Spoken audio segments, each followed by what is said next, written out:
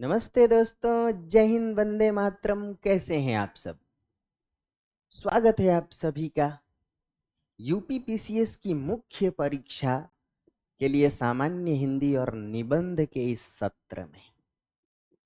दोस्तों, अपने इस प्लेटफॉर्म से हम लोग उन चीजों को समझने की कोशिश करेंगे जिसे आज तक लगता रहा कि रटंत है, बहुत ही रटना है, बिना रट्टे काम नहीं चलेगा, किताबें पढ़नी है।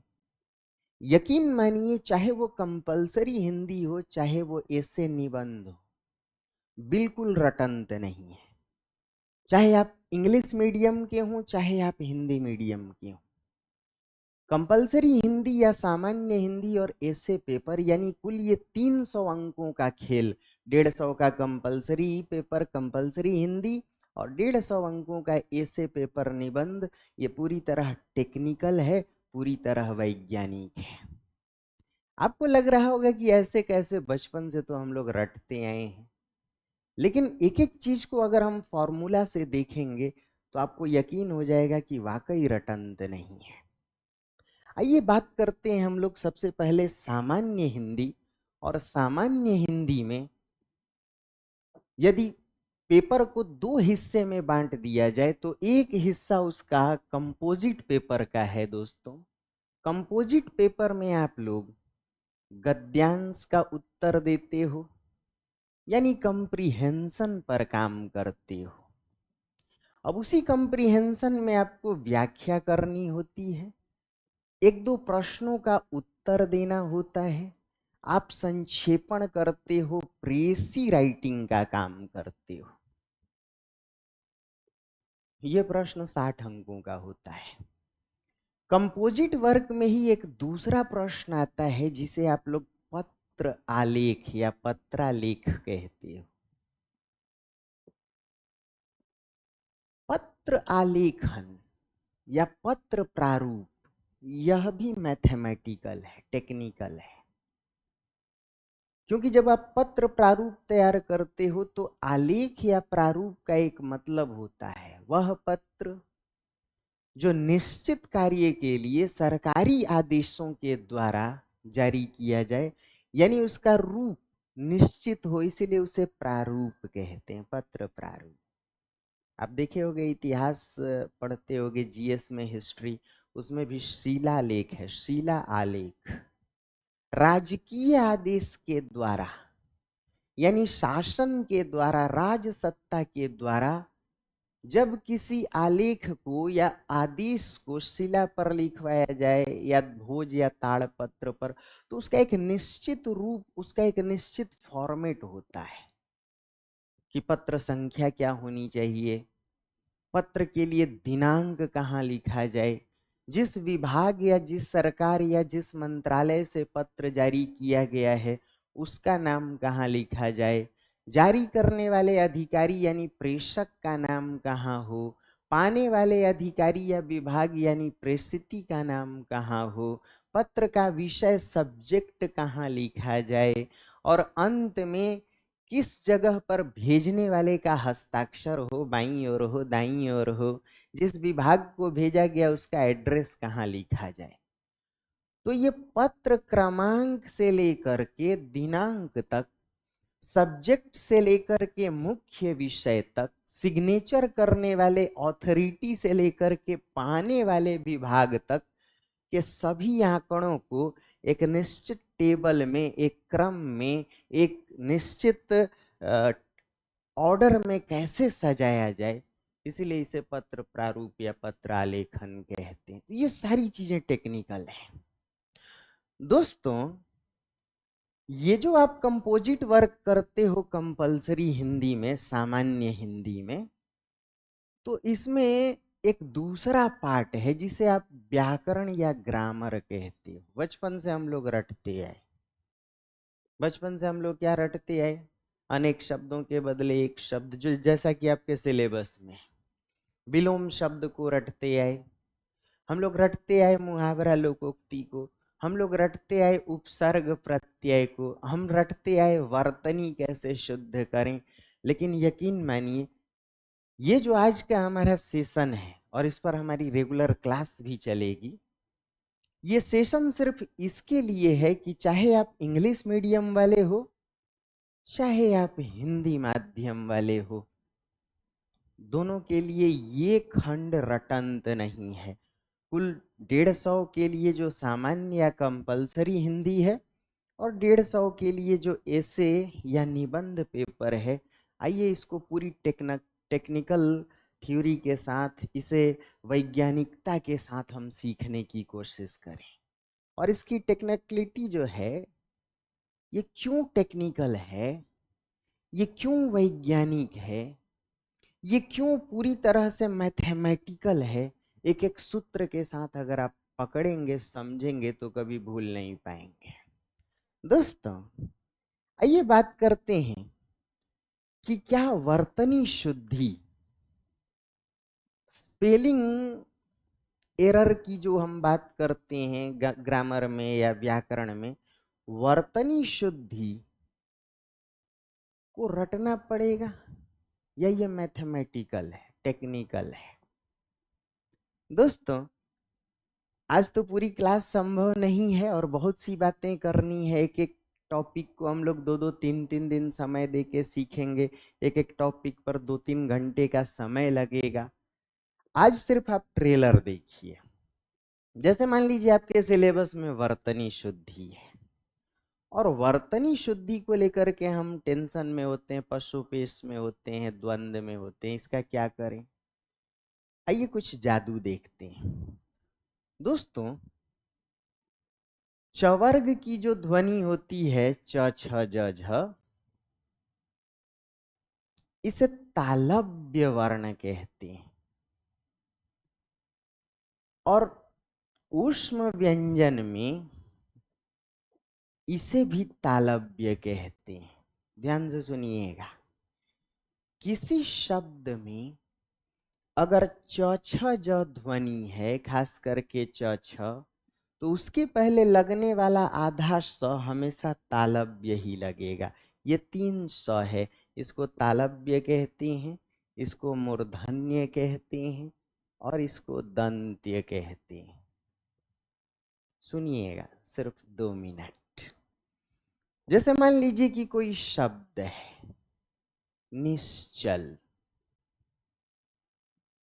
अब याद रखिए, च छ के पहले हमेशा तालव्य स ही लगेगा।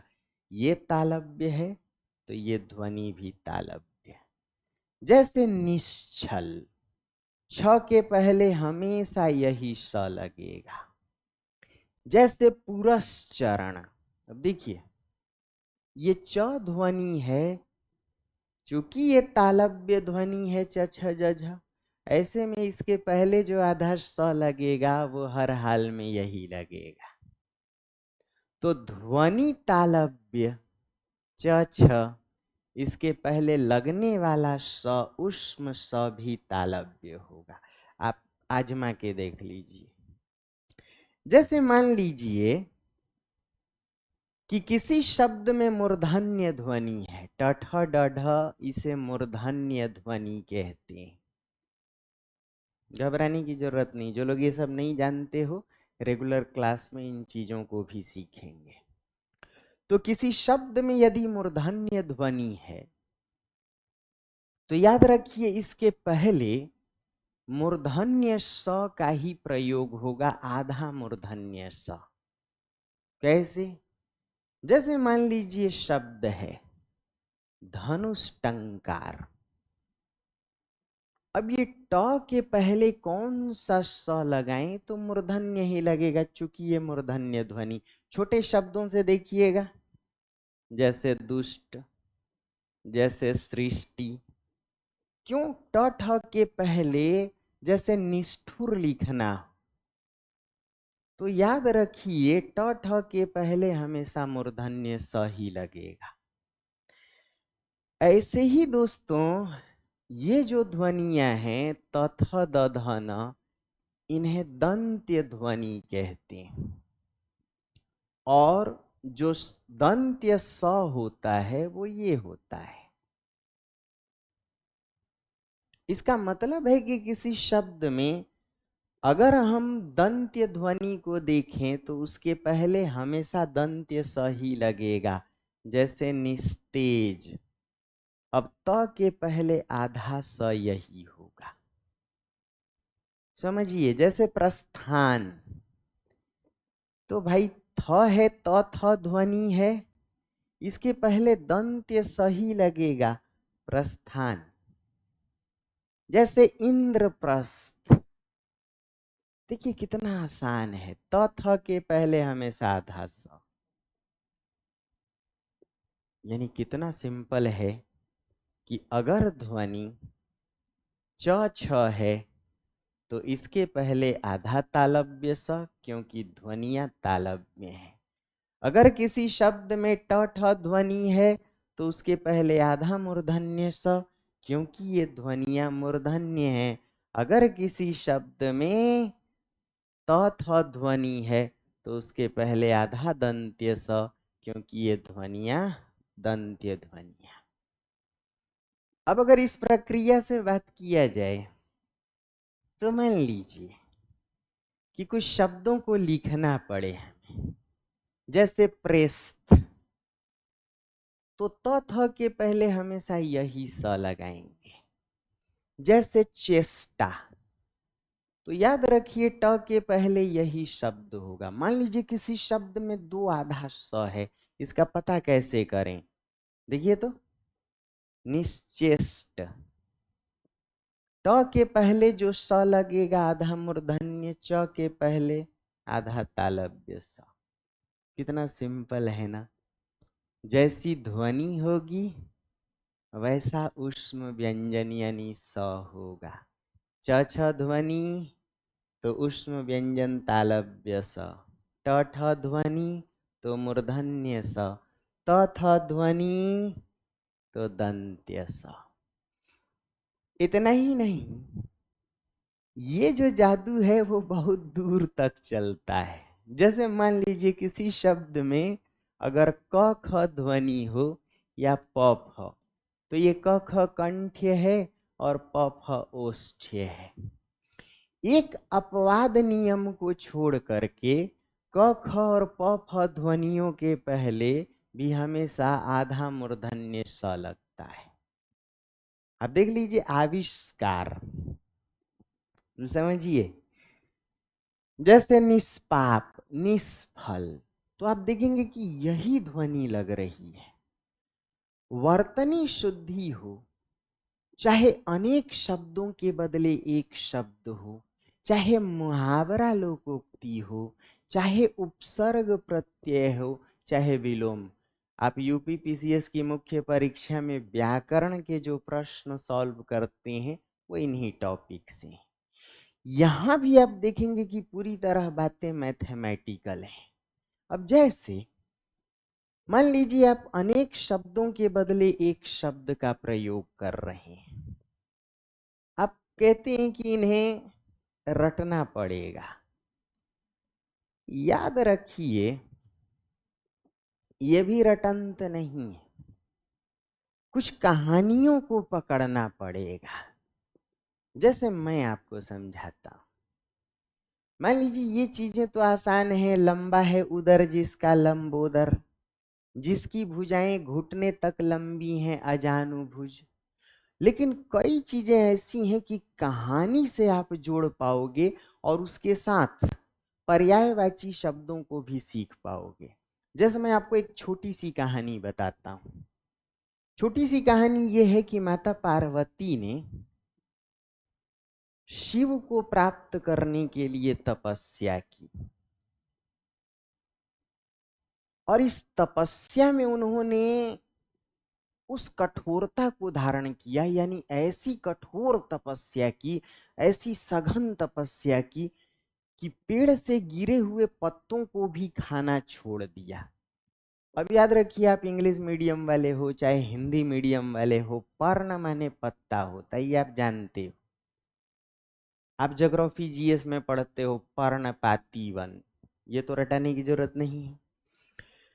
माता पार्वती ने शिव को प्राप्त करने के लिए अपने द्वारा की गई तपस्या में पत्तों को भी खाना छोड़ दिया, इसीलिए पार्वती अपर्णा कहलाई। अब मान लीजिए प्रश्न आ जाए, जो गिरे हुए पत्तों को भी खाना छोड़ दे तो क्या कहेंगे? अपर्णा। अब यहां से एक कहानी और है, देखिए। माता पार्वती की तपस्या को देख करके कामदेव को दया आ गई। शिव जी पर कोई असर नहीं पड़ रहा था। शिव जी भोलेनाथ हैं, औघड़दानी हैं, शिव जी ध्यान में धुनी रमाए हुए हैं। शिव जी पर पार्वती की तपस्या का कोई असर नहीं। कामदेव को दया आती है और कामदेव ने अपने पांचों बाण, उनके जो पांचों बाण हैं वो फूलों के हैं। अरविंद, अशोक, नीलकमल, च्युतांच, आम्र। ऐसे में कामदेव को पंच सर कहते हैं। सर माने बाण। तो जिसके 5 बाण हों, अनेक शब्दों के बदले एक शब्द, पंच सर। अब अगर बाण फूलों के हैं तो धनुष भी फूलों का होगा, पुष्प धनवा। देखिए जादू, पुष्प धनवा। दोस्तों, कहानी आगे बढ़ती है। कामदेव ने अपने पांचों बाण शिव जी पर दाग दिए। अब जैसे शिव जी की तीसरी आंख खुलती है, तो 3 नेत्रों वाले त्रिनेत्र कहिए, त्रयंबक कहिए। तीसरी आंख खुलते ही, मतलब यहां भी प्रश्न बन रहा है, वो पांचों बाण लौटते हैं और कामदेव को भस्म कर देते हैं।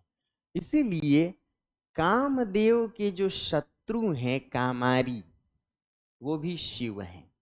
तो मान लीजिए प्रश्न है, जिसने काम को मारा हो या जो काम का शत्रु हो, कामारी। देख रहे हैं? अब मान लीजिए कि कामदेव का शरीर जल के भस्म हो गया, तो बिना अंग के हो गए अनंग। तो जो बिना अंग का हो, लेकिन काम एक ऐसी भावना है, काम कह लीजिए कि एक ऐसा मनोविषयक भाव है जिसके लिए शरीर की आवश्यकता नहीं, काम मन में उत्पन्न होता है। काम मनोवैज्ञानिक भाव है। तो जो मन में उत्पन्न हो उसे मनोज कहते हैं, यानी कामदेव। अब जरा सोचिए कि एक छोटी सी कहानी चली और उससे आप न जाने कितने शब्द सीख गए, अनेक शब्दों के बदले एक शब्द। कहानी को आगे बढ़ाइए। शिव को, अब मान लीजिए शिव भूतों प्रेतों के साथ रहते हैं, तो भूतनाथ। जो स्मशान में रहे उसे घर बनाने की जरूरत नहीं, तो जिसका घर ना हो, अनिकेत। अब जिसका घर नहीं, निकेत माने घर होता है, हम लोग घरों के सामने निकेतन लिखते हैं। अब जिसका घर नहीं तो कपड़े कहाँ रखेगा? भाई अलमारी भी नहीं है, गोदरेज। तो जिसका घर नहीं अनिकेत, और जिसके वस्त्र ना हो तो दिगंबर। दिशाएं ही जिसके लिए वस्त्र हो। अब सोचिए, अनेक शब्दों के बदले एक शब्द, दिशाएं ही जिसके लिए वस्त्र हो, दिगंबर। जिसका घर ना हो अनिकेत। और ये सब शिव जी के पर्याय। जो भूतों के साथ रहता हो, भूतनाथ।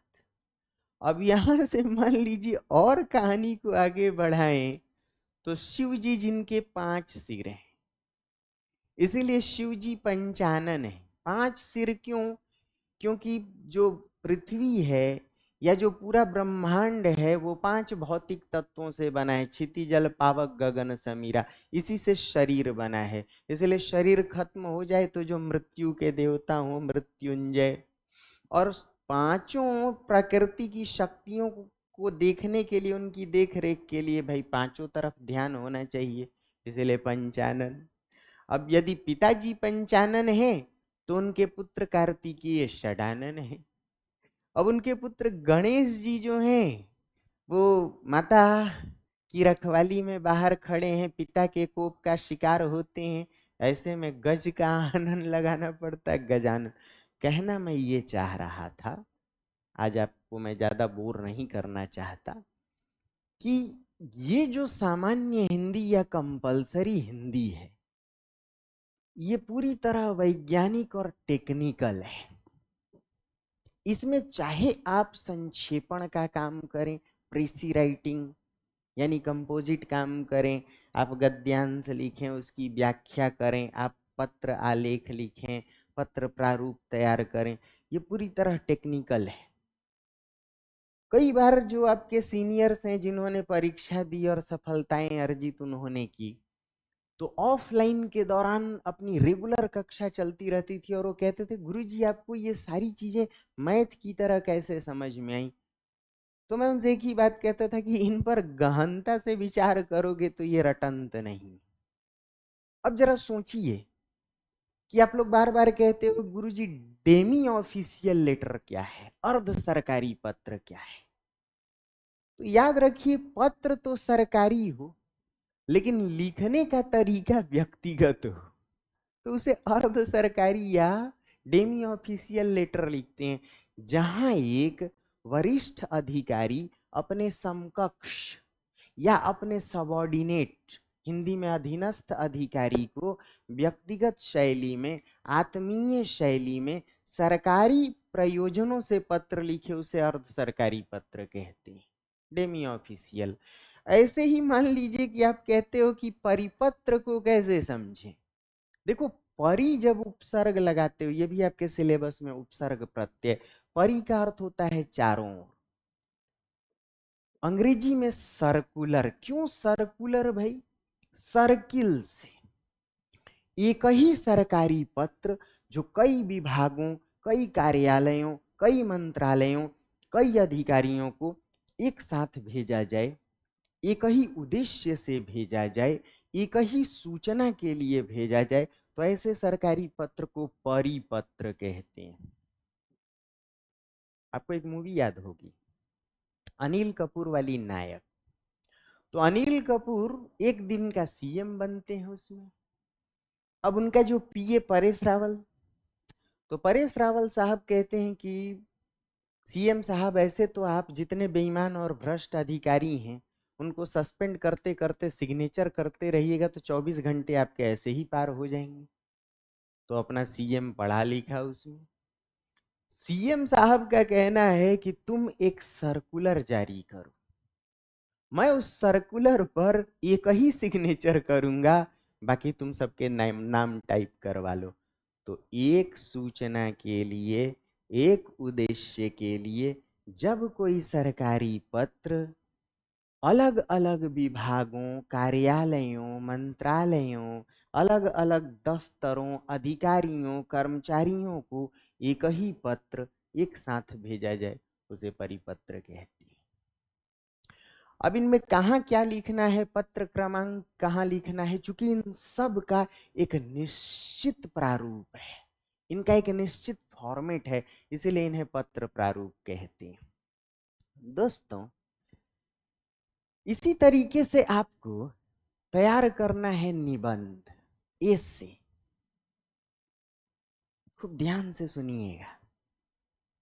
अगर आपने यूपीएससी या आईएएस की परीक्षा दी है तो पिछले वर्ष एक निबंध पूछा गया, कवि संसार का अनधिकृत किंतु मान्य विधायक है, आईएएस में।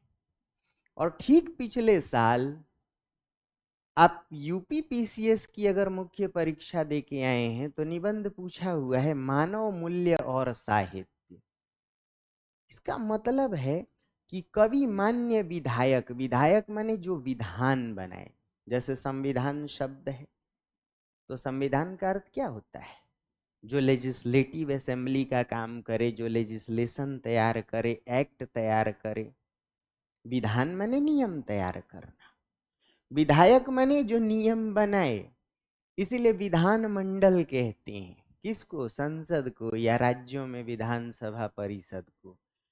कवि संसार का अनधिकृत, उसे अधिकार नहीं दिया गया है, यानी उसे कोई पोस्ट नहीं दिया गया, फिर भी मान्य, उसे मान्यता प्राप्त है। वो क्या करता है? समाज के लिए मूल्य बनाता है। कैसे मूल्य?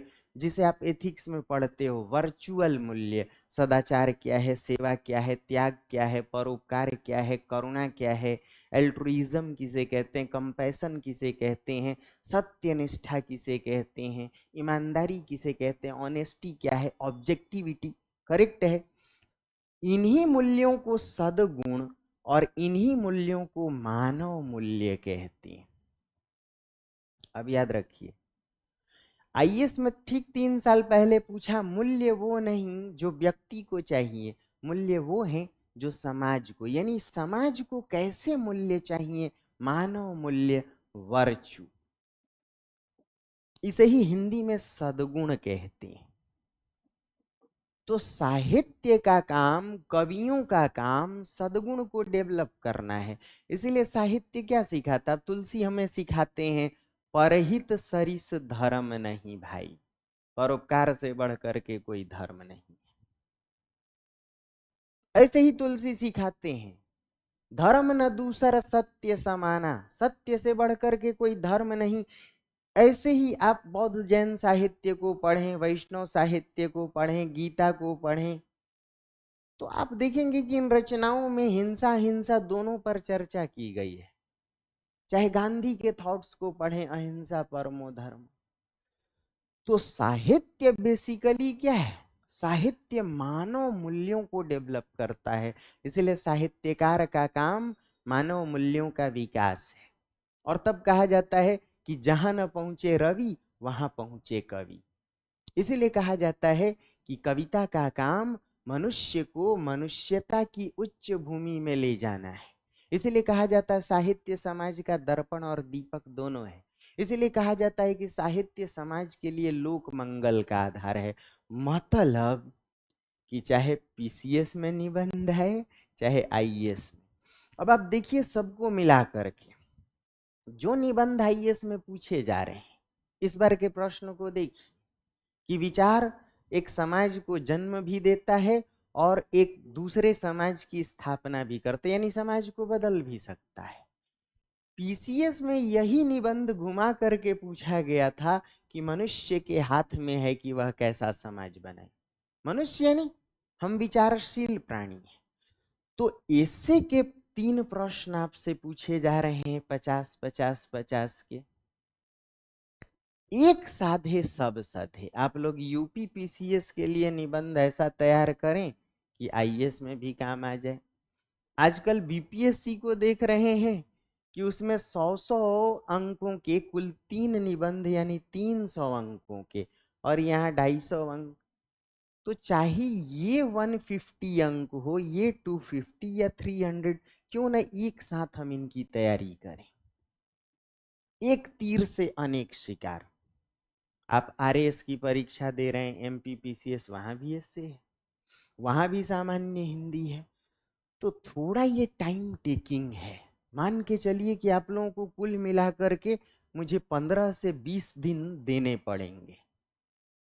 आप अगर 20 डेज मेरे साथ गुजारते हैं, 2-2 घंटे, यानी 40 घंटों का साथ आप मेरे साथ निभाते हैं, तो याद रखिए, चाहे वो कंपलसरी हिंदी, सामान्य हिंदी के 150 अंक हों, या फिर यूपीपीसीएस, आईएएस या एमपीपीसीएस या बीपीएससी, आप इसके निबंध लिख रहे हैं तो उनके अलग अलग अंक हैं। फिलहाल यूपीपीसीएस देना आपका कंसर्न है, तो उसके सामान्य हिंदी, कंपलसरी हिंदी के 150 अंक और निबंध के 150 अंक दोनों आप मुझसे अर्जित कर लीजिए। इससे आप अपना बैंक बैलेंस बढ़ा लीजिए, आप जेहन में बैठा लीजिए, इनको रटंत मत बनाइए। एक बहुत बड़ी बात कि दुल्हन वही जो पिया मन भाई, और टीचर वो जो क्लास में बिल्कुल ना रटाए। अगर शिक्षक को सिलेबस की पकड़ है, उसने उसे पढ़ा है, जाना है, उसके साथ जिया है, उसके साथ खेला है, तो आपको भी खेल खेल में ही वो विषय समझा देगा। तो मैं चाहता हूं कि आप सब जब मुख्य परीक्षा देने जाएं, मेंस एग्जाम देने जाएं यूपीपीसीएस के लिए, या किसी भी परीक्षा में सामान्य हिंदी और निबंध से, तो आप अपने आप को इस तरीके से तैयार कर लें कि खेल खेल में आप 7 चक्रव्यूह तोड़ दें। ये नहीं कि अभिमन्यु की तरह 6 तोड़ करके 7वें में अटक गए। मैं आपको अर्जुन बनाना चाहता हूं। तो अगर आप तैयार हैं तो फिर तो गुरु द्रोणाचार्य की बात सुननी पड़ेगी। दोस्तों, रेगुलर क्लास में कई चीजों को हम देखेंगे, समझेंगे, लेकिन उससे पहले एक बात और, आप चाहें तो प्रैक्टिस के लिए अभी से एक पतली सी किताब ले लीजिए, नाम है डॉक्टर हरदेव बाहरी। या अगर किसी को मन करे, ये व्याकरण की भी इनकी पुस्तक आती है, और भाषा विज्ञान पर, हिंदी साहित्य पर इनकी कई पुस्तकें हैं, लेकिन हिंदी शब्द और अर्थ, ये पुस्तक लीजिएगा।